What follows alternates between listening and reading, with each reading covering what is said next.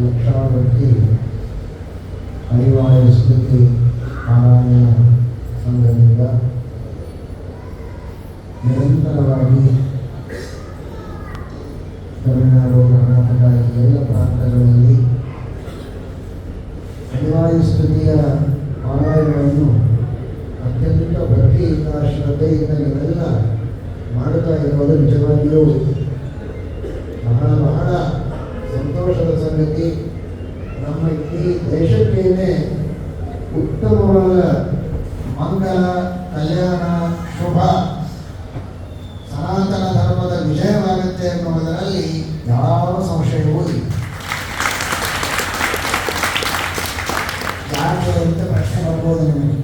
ಶ್ರೀಮದಾಚಾರ್ಯರು ಮಹಾಭಾರತ ತಾತ್ಪರ್ಯ ನಿರ್ಣಯದಲ್ಲಿ ಹೇಳ್ತಾರೆ, ವಿಶೇಷತೋ ಧ್ವಜಸಂಸ್ಥೆ ಹನುಮತ್ಯಜೇಯತಾಸ್ಯ ಜಯರೂಪೋ ಯಥೋಸೌ.